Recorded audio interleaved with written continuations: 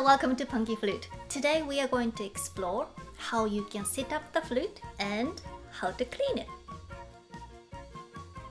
When you open the flute, we have these buttons. We're going to push them sideways, away towards the edge of the box, this way. And then whilst you're holding it, we're going to open the lid. I'll do it again. We're going to hold them away from each other while you're holding, you're opening. And then I like to put the head joint in the body first. And instead of going home, we're going to go twisty, twisty, twisty, twisty. And at the moment in New Zealand, it's the beginning of autumn. So spring and autumn time, I normally have sort of pinky width out to be in tune. If you're in a really cold place in the middle of winter in Switzerland, you might want to go all the way in. But flute tuning is different according to where you put your flute. So at the moment in New Zealand, I can get my students to go about pinky width out. And then foot joint, same here. Instead of going honk, we're going to go twisty, twisty, twisty, twisty. And I like to have my rod here, kind of like 7 o'clock on this key ring. But you could have it in the middle. You might want to have it closer to you, away from you. It depends on where your pinky would like to go. So you could experiment what's most comfortable for you.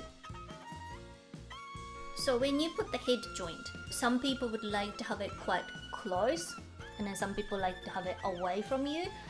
But in my opinion, I think if you started with the hole lined up with the first front key, I think it's a good start.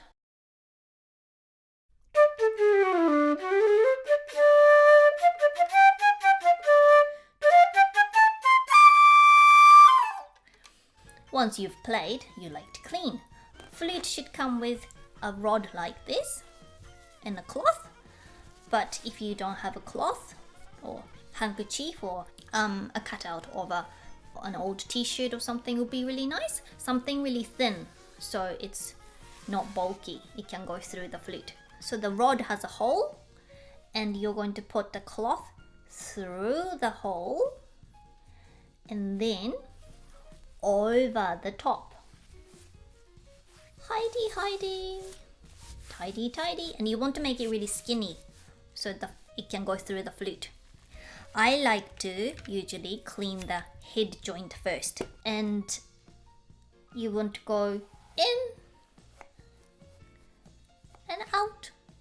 This bit, it had a lot of kisses. So you want to make sure this bit is really nice and clean for the next time. So it sounds good next time. Ta-da! And then I usually like to clean the foot joint. You can go in and out. Clean. And then, because the body is longer than the rod, you can go in and out, flip in and out, because you don't want to have it stuck in the middle. So you go from both ways. Ta-da! And instead of using the cloth or the t-shirt, you can also purchase something like this, which is like a sock for the rod. Ta-da! And you can clean it just the same way. And it absorbs quite well.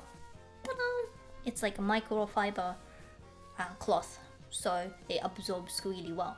But if you like to use natural fibers, you could do like a cotton cloth or like on a t-shirt cut in square. Would be perfect. And at the end, you close it nicely, and then see you next time. Thanks for watching. Bye.